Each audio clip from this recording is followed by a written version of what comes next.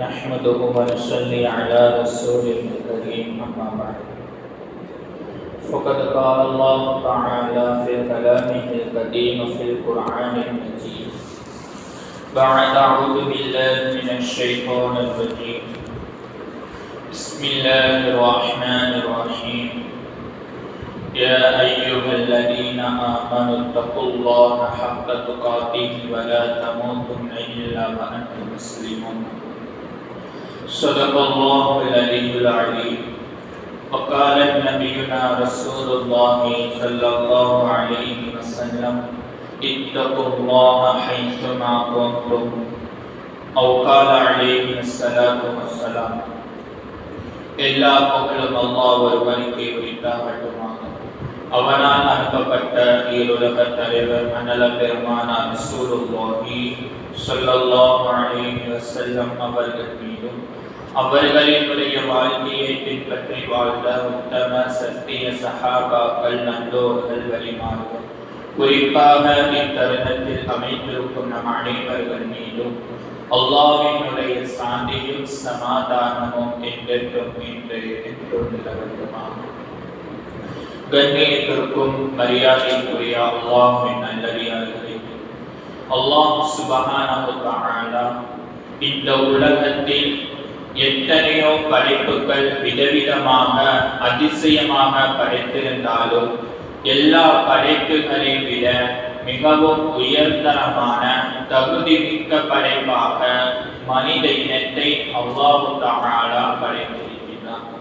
அந்த மனித இனம் நேர்வழி பெற வேண்டும், ஈடேற்றம் பெற வேண்டும், நாளை மறுமை நாளில் கண்ணியமாக இருக்க வேண்டும் என்பதற்காக அல்லாஹ் தஆலா மனிதனுக்கு கற்றுக் கொடுத்தது தக்வா. தக்வாவை குறித்து, இறை அச்சத்தை குறித்து நீங்கள் உண்மையான முஸ்லிம் ஆக வேண்டுமா என்பதால் அல்லாஹ் தஆலா குர்ஆனில் சொல்லுவார், யா அய்யுஹல்லதீன ஆமனூ, ஈமான் கொண்ட மக்களே, இத்தகுல்லாஹ், அல்லாஹ்வை நீங்கள் பயந்து கொள்ளுங்கள், ஹக்க துகாத்திஹி, அவனை எப்படி பயப்பட வேண்டுமோ அப்படி நீங்கள் பயந்து கொள்ளுங்கள், வலா தமூதுன்ன இல்லா வஅன்தும் முஸ்லிமூன், நீங்கள் அப்படி பயப்படவில்லை என்று சொன்னால் நீங்கள் முஸ்லிமாக ஆக முடியாது என்பதாக அல்லாஹ் தஆலா குர்ஆனில் சொல்லுவார். அப்படி என்றால் இந்த தக்வா என்பது எப்பொழுது நம் இடத்தில் பரிபூர்ணமாக வருகிறதோ அப்பொழுதுதான் நம்முடைய வாழ்க்கை மிகவும் பரிசுத்தமானதாக ஆகும். நம்முடைய இபாதத்தை எல்லாம் பரிசுத்தமானதாக ஆகும். நம்முடைய வாழ்க்கை அல்லாஹ்வுக்காக வேண்டி இருக்கும் என்பதில் எந்த ஒரு சந்தேகமும் இல்லை. முதலில் தக்வா, இறையச்சம் என்றால் என்ன என்றால் அல்லாஹ்வை பயந்து கொள்வது. இறையச்சத்தோடு நாம் வாழும் காலமெல்லாம் அல்லாஹ் ஒருவன் என்னை பார்த்து கொண்டு இருக்கின்றான் என்கின்ற இஹ்லாஸோடும் இறையச்சத்தோடும் வாழ்வதுதான் மிகவும் ஏற்றமானதாக வாழ்க்கை. ரசூலுல்லாஹி ஸல்லல்லாஹு அலைஹி வஸல்லம் அவர்கள் சொல்லுவார்கள், இத்தகுல்லாஹ ஹைசுமா குன்தும், நீங்கள் எந்த இடத்தில் இருந்தாலும் சரி அல்லாஹ்வை பயந்து கொள்ளுங்கள் என்பதாக அல்லாஹ்வின் ரசூல் நமக்கு சொல்லுவார்கள். குறிப்பாக இக்காலகட்டத்தில் இறையச்சத்தை நாம் நம்முடைய பிள்ளைகளுக்கும் வீட்டில் இருக்கக்கூடியவர்களுக்கும் அவ்வப்போது உணர்த்தி கொண்டே இருக்க வேண்டும். நம்முடைய பிள்ளைகள் நம்முடைய பேச்சை கேட்க வேண்டும் என்று சொன்னால் அவர்களிடத்தில் தக்வா என்கின்ற இறையச்சம் இருக்க வேண்டும். அதற்கு நாம் முயற்சி செய்ய வேண்டும். நம்முடைய பிள்ளைகளிடம் ஆண் பிள்ளையாக இருக்கட்டும், பெண் பிள்ளையாக இருக்கட்டும், நம்முடைய குழந்தைகளிடத்தில் தக்வா வந்து விட்டது என்று சொன்னால் அவர்களினுடைய வாழ்க்கை மிகவும் பரிசுத்தமானதாக ஆகிவிடும்.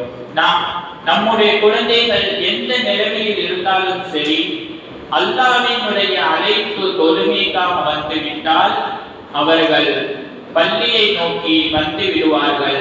வீட்டில் இருக்கக்கூடியவர்கள் முஸல்லாவை நோக்கி சென்று விடுவார்கள்.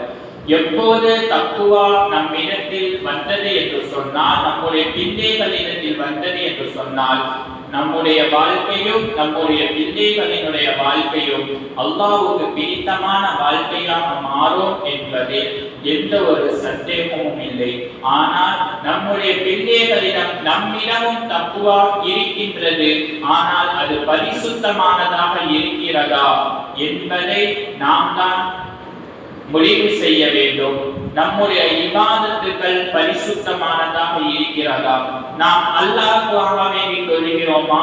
இல்ல அடுத்தவர்கள் பார்க்கிறார்கள், அடுத்தவர்கள் எங்கே செல்ல வேண்டும், அடுத்தவர்கள் நீ எங்க போற என்பதை கேட்க வேண்டும் என்பதற்காக நாம் தொழுகிறோமா? இல்ல வீட்டில் இருந்தால் டைம் பாஸ் ஆகாது, அதற்காக வேண்டி நாம் வருகிறோமா என்பதையெல்லாம் நாம் நினைத்து பார்க்க வேண்டும். அல்லாஹ்வுக்காக வேண்டி நம் ஒவ்வொரு செயலும் அல்லாஹ்வுக்காக வேண்டி நாம் செய்கிறோமா?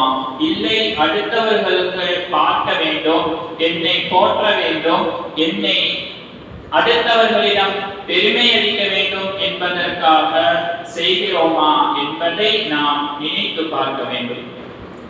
இமாம் கஸ்ஸாலி ரஹ்மத்துல்லாஹி அலைஹி அவர்கள் மின்ஹாஜ் என்னும் கிதாபில் தக்வா உடையவர்களுக்கு எவரிடத்தில் தக்வா இருக்கிறதோ அவரிடத்தில் 12 விஷயங்கள் வந்துவிடும் என்பதாக சொல்லுவார்கள்.